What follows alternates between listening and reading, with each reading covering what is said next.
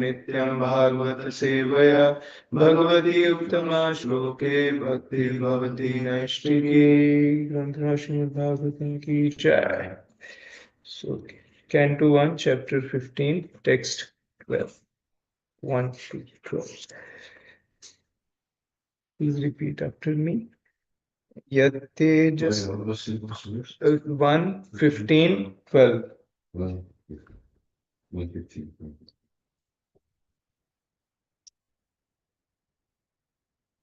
Where? Excuse me. यत्तेजसाथ भगवान युधिशूल पानेर यत्तेजसाथ भगवान युधिशूल पानेर यत्तेजसत भगवान् युधिसूतपाले यत्तेजसाथ भगवान युधिशूल पानेर युधिसूलपाले विस्मापिता स गिरिजोस्तरं दान्यजं मे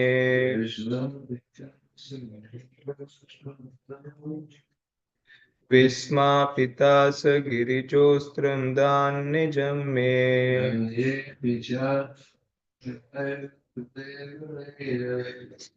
अन्येऽपि चाहमनुनैव कलेवरेण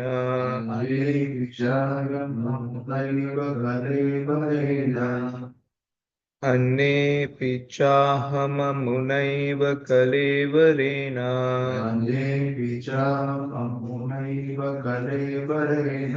प्राप्तो महेन्द्र भवने महदासनार्दम्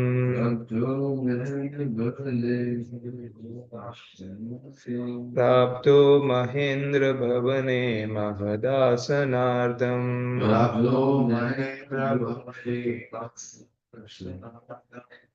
यत्तेजसाथ भगवान् युधिशूलपाणिर्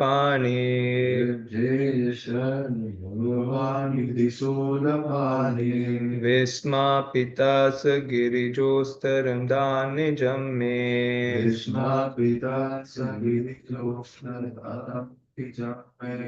अन्येऽपि चाहममुनैव कलेवरेण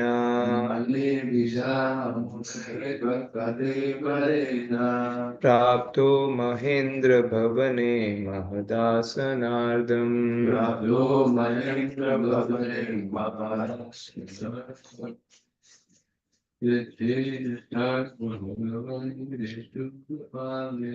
यत्तेजसाथ भगवान् युधिशूलपाणिर्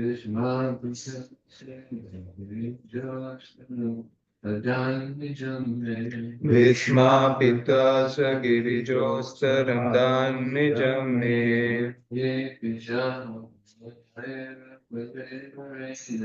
अन्येऽपि चाहममुनैव कलेवरेण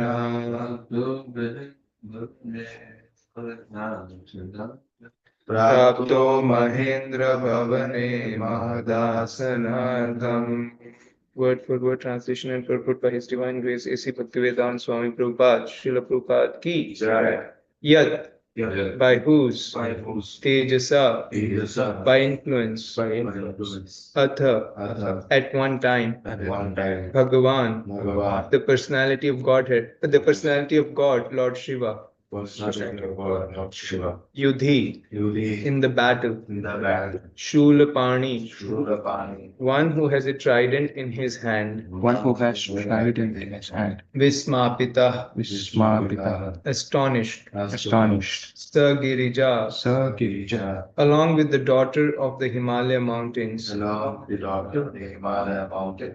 Astaram, weapon, Adat, awarded, Nijam, of his own, may, unto me, Annepi, so also others, Cha, and Aham, myself, Amuna, by this, Eva, definitely, Kalevarena, by the body, Prapta, obtained, Maha Indra Bhavane, Mahavendra Bhavane, in the house of Indradev, the house of Indra, Mahat, Mahat, great, great, Asanardham, Asanandam, half elevated seat. elevated seat. Translation: It was by his influence only that in a fight I was able to astonish the personality of God, Lord Shiva, and his wife, the daughter of Mount Himalaya. Thus he, Lord Shiva, became pleased with me and awarded me his own weapon. Other demigods also delivered their respective weapons to me, and in addition, I was able to reach the heavenly planets in this present body and was allowed a half elevated seat. Purport: By the grace of the Supreme Personality of Godhead, Sri Krishna, all the demigods, including Lord Shiva, were pleased with Arjuna. The idea is that one who is favored by Lord Shiva or any other demigod may not necessarily be favored by the Supreme Lord Sri Krishna. Ravana was certainly a great devotee of Lord Shiva, but he could not be saved from the wrath of the Supreme Personality of Godhead, Lord Ramchandra. And there are many instances like that in the histories of the Puranas. But here is an instance where we can see that Lord Shiva became pleased even in the fight with Arjun. The devotees of the Supreme Lord know how to respect the demigods, but the devotees of the demigods sometimes foolishly think that the Supreme Personality of Godhead is no greater than the demigods. By such a conception, one becomes an offender and ultimately meets with the same end as Ravana and others. The instances described by Arjuna during his friendly dealings with Lord Sri Krishna are instructive for all who may be convinced by the lessons that one can achieve all favors simply by pleasing the Supreme Lord Sri Krishna, whereas the devotees or worshippers of the demigods may achieve only partial benefits, which are also perishable, just as the demigods themselves are. Another significance of the present verse is that Arjuna, by the grace of Lord Shri Krishna, was able to reach the heavenly planet even with the self same body and was honored by the heavenly demigod Indradev, being seated with him half elevated. One can reach the heavenly planets by the pious acts recommended in the Shastras in the category of fruitive activities. And as stated in the Bhagavad Gita 9:21, when the reactions of such pious acts are spent, the enjoyer is again degraded to this earthly planet. The moon is also on the level with the heavenly planets, and only persons who have performed virtues only, performing sacrifices, giving charity, and undergoing severe austerities can be allowed to enter into the heavenly planets after the duration of life of the body. Arjuna was allowed to enter into the heavenly planets in the self same body simply by the grace of the Lord. Otherwise, it is not possible to do so. The present attempts to enter into the heavenly planets by the modern scientists will certainly prove futile because such scientists are not on the level of Arjun. They are ordinary human beings without any assets of sacrifice, charity, or austerities. The material body is influenced by the three modes of material nature, namely goodness, passion, and ignorance. The present population is more or less influenced by the modes of passion and ignorance, and the symptoms for such influence are exhibited in their becoming very lusty and greedy. Such degraded fellows can hardly approach the higher planetary systems.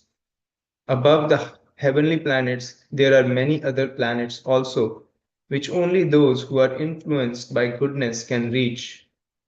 In heavenly and other planets within the universe, the inhabitants are all highly intelligent, many more times than the human beings, and they are all pious in the higher and highest mode of goodness. They are all devotees of the Lord, and although their goodness is not unadulterated, still they are known as demigods, possessing the maximum amount of good qualities possible within the material world. Om Jnanatimirandasya Jnananjanashalakaya Chakshurmilitam Yena Tasmai Shri Gurave Namaha. Namo Vishnupadaya Krishna Prestaya Bhutale Srimate Bhaktivedanta Swaminiti Namune. Namaste Saraswati Devi Gauravani Pracharine Nirvishesha Shunyavadi Paschatya Deshatarine. जय श्री कृष्ण चैतन्य प्रभु नित्यानंद श्री अद्वैत गदाधर श्रीवासादि गौर भक्तवृंद हरे Krishna Krishna Krishna Hare Hare Hare Ram Ram Ram Hare Hare. Hare Krishna, dear devotees, thank you for the opportunity to speak on Srimad Bhagavatam. I seek your blessings so that I can glorify Srimad Bhagavatam following the mood of Guru. Hare Krishna. So, this context is that Arjuna is feeling separation from Lord Krishna and he is remembering where all Lord Krishna helped him. So many astonishing powers that he had, but after Lord Krishna has departed, he has lost all of them. So many times Prabhupada says that people say God is great, but they don't know how great God is. One should also know how great God is. So here Arjuna is expressing his uh, reasons why he is feeling separation and why he is saying that he had so much power, astonishing power, which is gone. So he's giving a series of verses and incidents where Lord Krishna empowered him. So this is one of the incident where Lord Krishna empowered Arjuna to fight even with Lord Shiva, and he could defeat Lord Shiva, who was accompanied by Mother Durga or Parvati, the daughter of the Himalayas. So Lord Shiva was so pleased that he awarded him the Pashupat weapon, the most important weapon, and other demigods also bestowed so many weapons on Arjuna. So Arjuna could utilize all these weapons to win the battle of Kurukshetra. So all this was possible because Lord Krishna was on the side of Arjuna. So I have picked up three different topics from this purport. It's very dense purport. Prabhupada gives so many things in these just two paragraphs. So first thing is that in the shloka itself, Arjuna calls Lord Shiva as Bhagavan. So I want to explain few other places where Bhagavan is mentioned to not Krishna but other people. So why it is mentioned? Why are they referred to as Bhagavan? Second thing I want to focus upon is the compare and contrast between devotees of demigods and devotees of Krishna. And third thing is the uh, endowments or the gifts that a devotee gets automatically just by Krishna's, by being a devotee. That's it, nothing more. Just by agreeing to the will of Krishna. So we'll start with the first one, which is Bhagavan. So Srila Prabhupada, in the beginning purports of Bhagavad Gita, he explains this word Bhagavan. It is coined by Parashar Muni. You know, in IT or in any fields, people coin jargons, new terms. For example, what is that? Trailblazers is one of the terms in Salesforce, or there are many terms, people who are pioneer in a particular field. So Bhagwan is a term coined by Parashar Muni. It means one who possesses six kind of opulences into the unlimited quantity. Nobody can possess them. There's no one equal, no one better for such person. So what are the six opulences? That is strength, riches, knowledge, beauty, renunciation, and fame. So there is this very nice verse about this. I don't recollect that verse actually, which it defines these six. And Krishna possesses all these six in unlimited quantity. Nobody is more rich than Krishna. He's the Lord of the entire universe. Everything is created by him. Nobody is more knowledgeable. than Krishna. We hear Bhagavad Gita, which is being read even 5,000 years later, Srimad Bhagavatam. Nobody can give more knowledge than Krishna.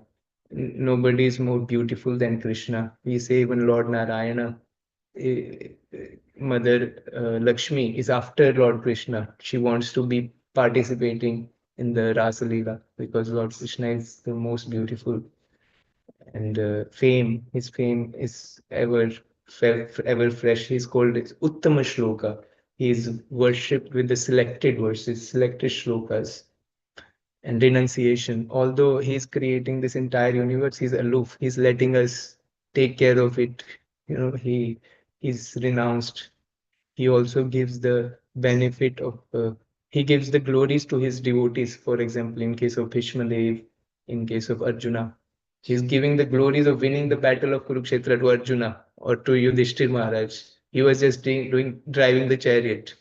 He's renounced. He doesn't need the fame. And uh, one more is remaining. Strength, right? Strength.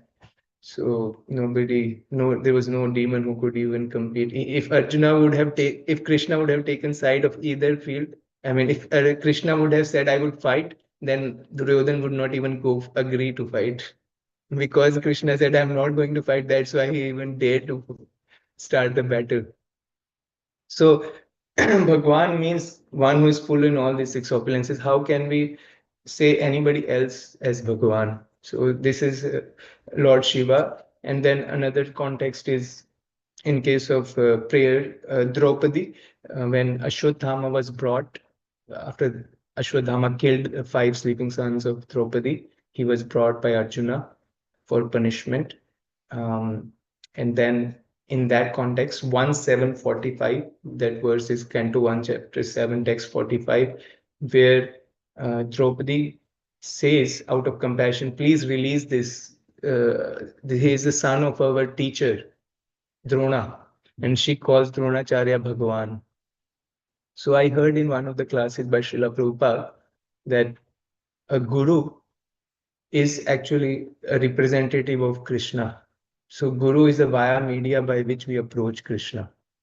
So a Guru is given the uh, same glorification. For a disciple, a Guru is not different than Krishna.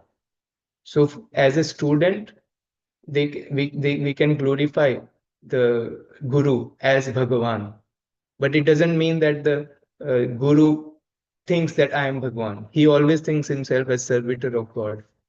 But from the disciple perspective, it is not wrong when he calls Guru same as Krishna. So he refers to him as God. So here Draupadi refers to Drona as Bhagavan. And there are instances in Bhagavatam where Narada is referred to as Bhagavan. Lord Shiva is referred to as Bhagavan here. So these are 12 Mahajans. Yesterday we heard from His Holiness S.B. Keshav Maharaj, Swambhu, Narada, Shambhu, Prahlada, Swayambhu, Narada, Shambhu, Kumara, Kapilo, Manu, Prahlado, Janako, Bhishmo, Balir, Vyasa, Kirpayam. So all these 12 personalities, they are the teachers of the entire world. So they can be referred to as Bhagavan because they are the via media to Krishna in that place. That's the first part. So secondly, now I want to discuss about the comparison between devotee of Krishna and devotees of demigods. So devotees of demigods are known as demons. So and the devotees of Krishna are known as demigods.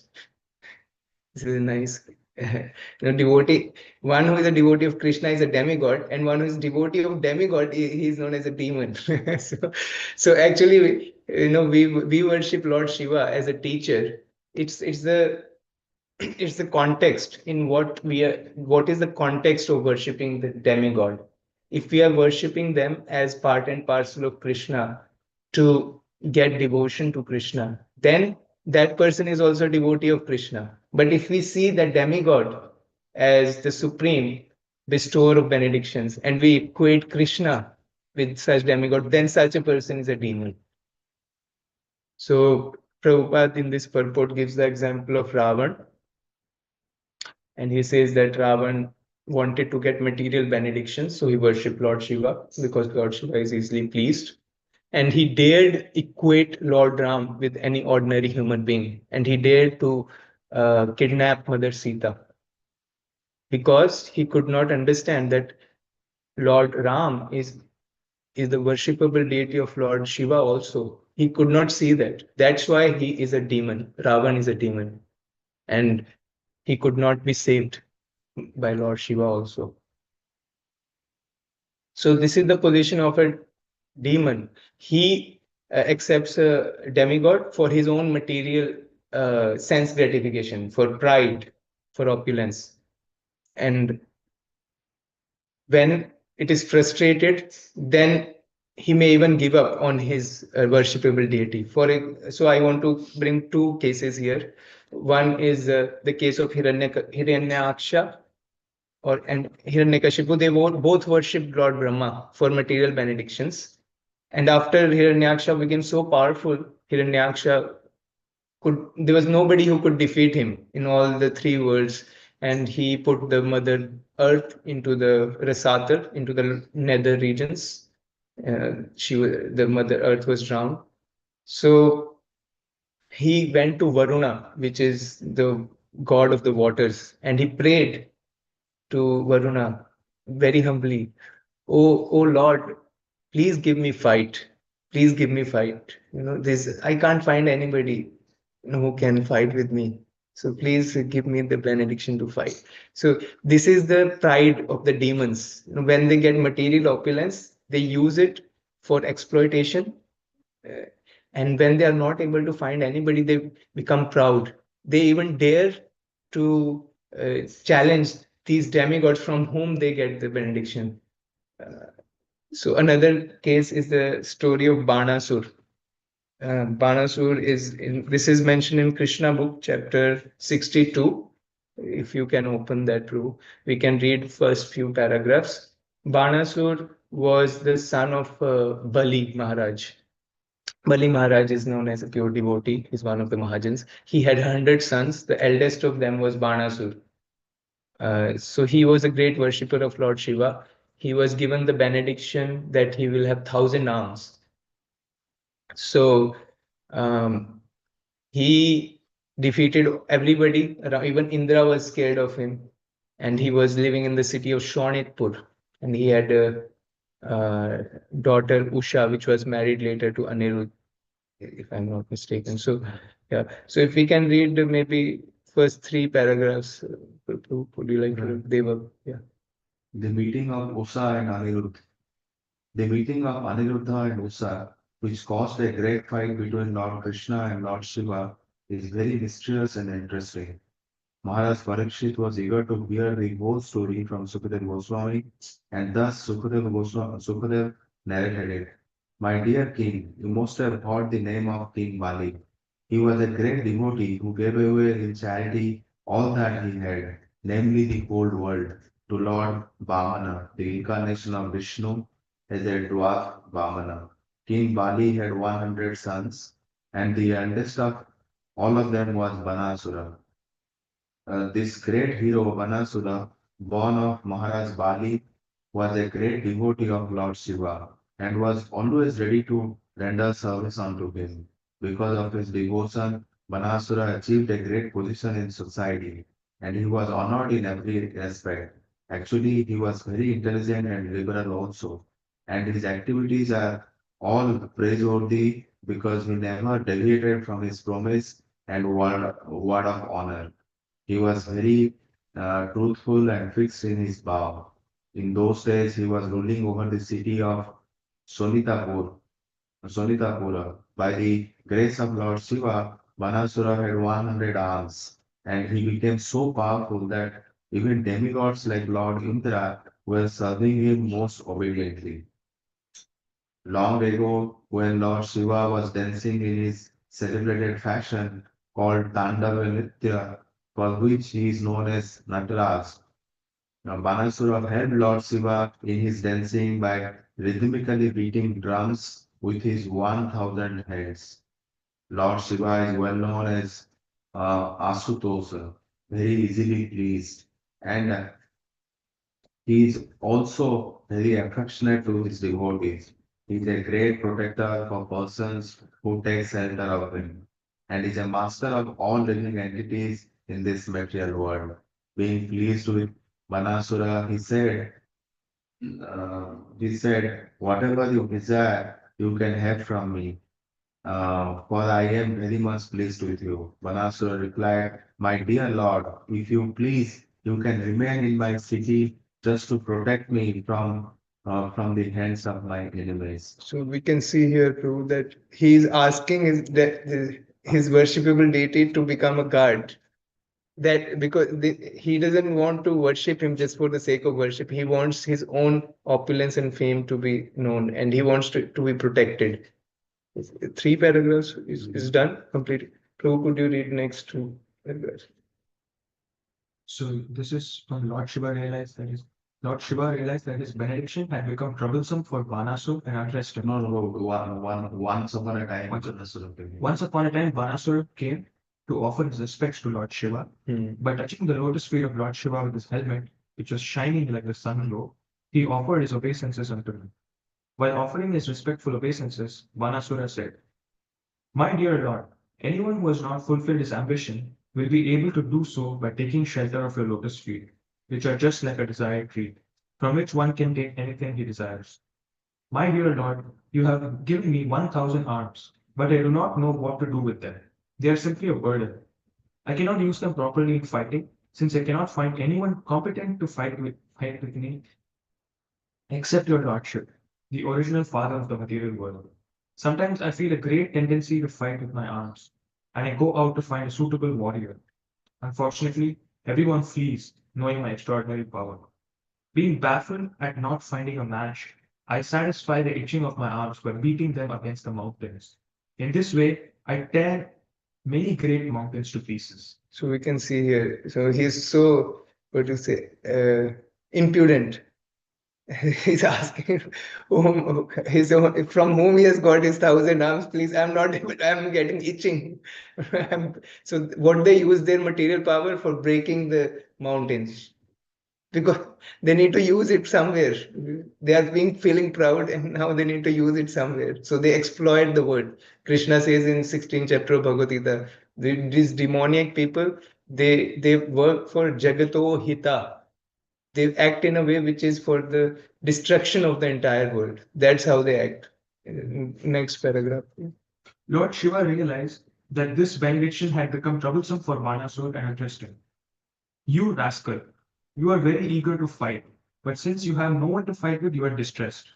Although you think that there is no one in the world to oppose you except me, I say that you will eventually find such a competent person. At that time, your days will come to an end, and your flag of victory will no longer fly. Then you will see your false prestige smashed to pieces. Yeah. Yes.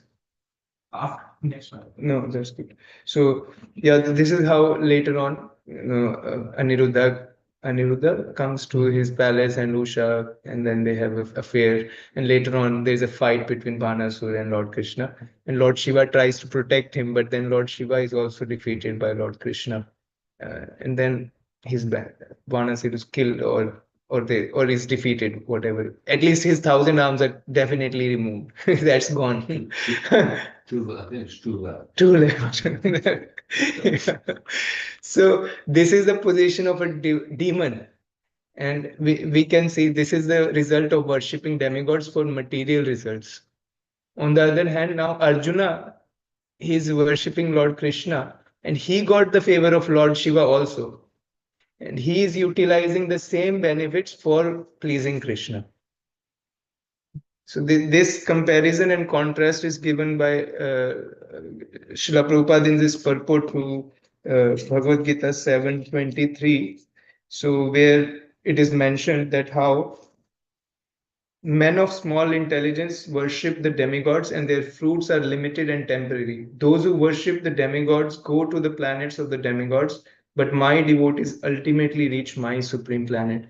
So whatever benediction they receive, it is temporary because the demigods are temporary. And they, even if they go to higher planets, they will go to the planets of the demigods. They won't go to Krishna. Then in the purport, Prabhupada says that when Arjuna received this benedictions, he utilized it for the service of Krishna. So this is the difference between a devotee and a devotee of Krishna and a devotee of a demigod. Yeah. And the third part is what happens when we take shelter of Krishna. So Arjuna, just because he's a devotee, not just because he was always chanting Krishna's name, he was fully surrendered. It's a big thing, it's a big deal. So because he was doing it, he got the grace of Indra, and he got a half elevated seat in the that same assembly where all the demigods would sit in the same body. So it is said that in chapter 8 of Bhagavad Gita, Krishna is mentioning how people who worship the demigods, they go to the higher planets in subtle body, they enjoy there, and then when the results are over, just like we have miles, well, if you are a frequent flyer, we have frequent flyer miles, up to the point we have those miles, we get very royal treatment, and once they are exhausted, then we come back to the economy seat. So Prabhupada is referring that purport 921. Tetam bhuktva swargalokam vishalam shine punne martya lokam vishanti. So whenever the pious credits are gone, then they fall to the earthly planet. Prabhupada explains in the purport referring to Chandogya Upanishad, when the rains come down, then the people also come down. These souls come down with the rains. And then these rains enter the soil and they become part of the vegetation. So these souls, they enter this vegetation, and this vegetation is eaten by the animals or by humans. So that souls enter into the semen, and then it is injected into woman's body, and then they take birth again. So, and then again, if they perform fruitive activities, again they perform the fire sacrifice and they elevate to the heavenly planets, enjoy, come back. So this is called cycle, a cycle. It's Krishna in 8th chapter says, "A Brahma Bhuvanan Loka Punaravartino Arjuna Mam Pete tu Konteya Punarjanmana Vidyate." So A Brahma, he's giving a sweeping statement. Maharaj says, Vashishika Maharaj, from the highest planet in the universe, Brahma, Brahmaloka, Bhuvnaloka, from the bottom. Punaravartino Arjuna, wherever you go, you will come back to the earthly planet. Mam upayate tu konteya, but if you come to me, Punarjanmana vidyate, then there is no birth. So who can go to these heavenly planets? One who performs sacrifices, austerities, charities. So these are also nicely explained in Bhagavad Gita. Bhagavad Gita is so amazing. Prabhupada is mentioning all these words here. Every sentence is somehow or the other related to Bhagavad Gita.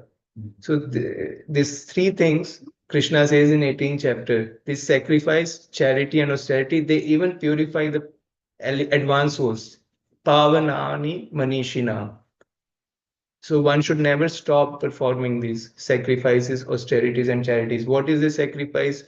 Sacrifice is yagya, means we give results of our work, or we give our work to Krishna. For example, people come to United States, they have to perform some kind of sacrifice. They could enjoy with their family, they could go out, watch a movie, but they take time to prepare, they sacrifice some of their free time or a lot of free time. And then what kind of charity? They have to give money to the visa officer, to different institutes where they go and apply for admission. They have to give some money, and then they have to perform austerities. They have to study. They also have to beg for letter of recommendations. So all these austerities, sacrifices, and charities required even to go from one country to another country. And we are here talking about interplanetary travel, and they are saying we can go just by making a plane, spacecraft. Can we just say that, oh, I'm going to buy a ticket from India to US and I can just go there? No, we need a visa before entry. So this is possible even on this planet, what to speak of interplanetary travel. So Prabhupada wrote this 70 years ago, 1950s, and even today they have not gone to earthly moon planet. I mean, where are the, if they're so successful, where is the next colony? I mean, 70 years have passed. So this is references, this makes logical sense.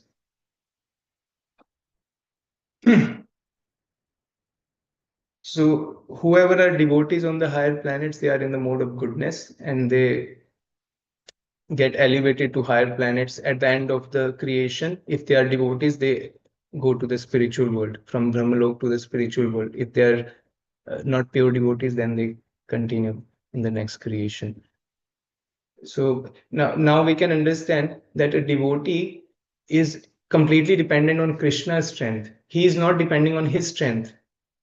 But just because we are depending, not just because we are depending on Krishna, which is a lot of effort, waking up early, doing our devotional service, but it gives us everything, all the results of all other processes.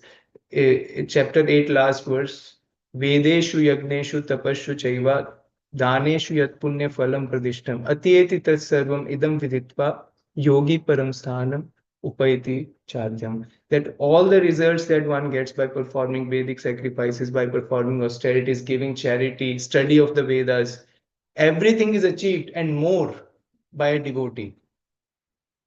And Arjuna is achieving everything. He's getting the favor of all the demigods. He's getting the planet, the kingdom to enjoy, and he is going to get the supreme destination after leaving his body. So devotee is not loser in any situation. We see Srila Prabhupada, he came to the Western world, and then because of his pure devotion, so many people gave him so much respect. When I see that movie, when Srila Prabhupada's lotus feet are being bathed by all these people from Europeans and Americans, they are bathing the feet of a person from India. How is it possible? Because he's a pure devotee. He's free from lust. He's a devotee of Krishna. When Prabhupada went to UK, he was giving a lecture that I'm not paying anything for these students. These UK, when the Britishers came to India, they had to pay, they had to divide and conquer, work so hard so that they can make Indians or colonize India, their slaves. But here, this person is fanning me, but I'm not paying him anything. He's from British. He's a British. Because I am giving love, I am giving devotion, pure devotion to Krishna. So a devotee achieves everything by the grace of Krishna, which is required. So I will stop here and open to any corrections and questions. Hare Krishna, Krishna Krishna, Hare Hare, Hare Rama, Rama Rama, Hare Hare.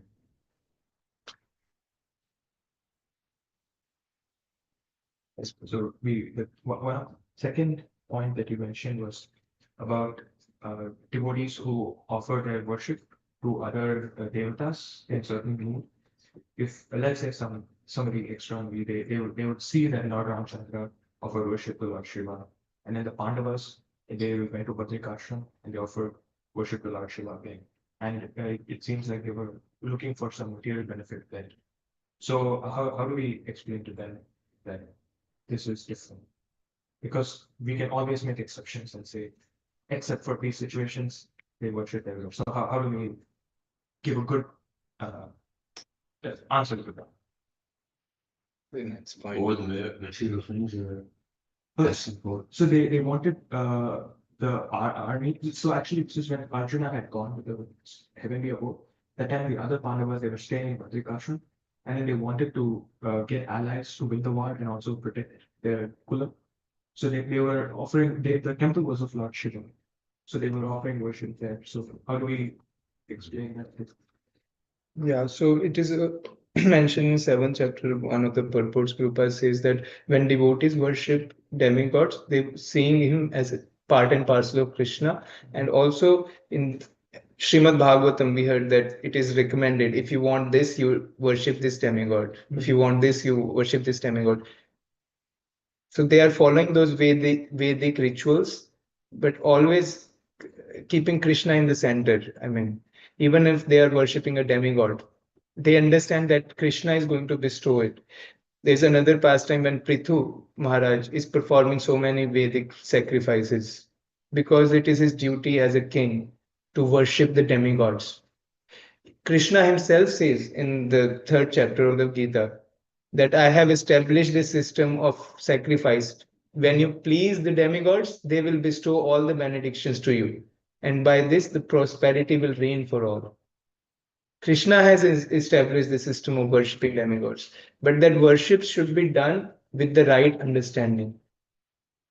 That ultimately, this bestow, whatever is being bestowed, is coming from Krishna. In Kali Yuga, it is very difficult to go through all that rituals. So that's why it is directly recommended to worship Krishna through the Sankirtan Yajna. But in other yugas, when there was more elaborate fire sacrifices, they were worshipping the demigods also as part of the Vedic rituals. We see gopis worship Katyayani for Krishna, to have Krishna as a husband. So, yeah, if it is done in the right context, then it is not wrong. Context is matters. Lord Chaitanya, when he visited Kashi Vishwanath, he offered obeisances to Lord Shiva. So the context has to be there. Why we worship? Well, even we visit some some temples, we can offer obeisances because they are devotees. That's why they are called demigods, because they are devotees of Krishna.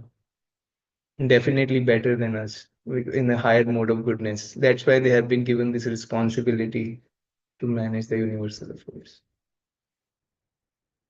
Thank you for the nice question. Okay, just stop here. Granth Raj Srimad Bhagavatam ki jai. One second.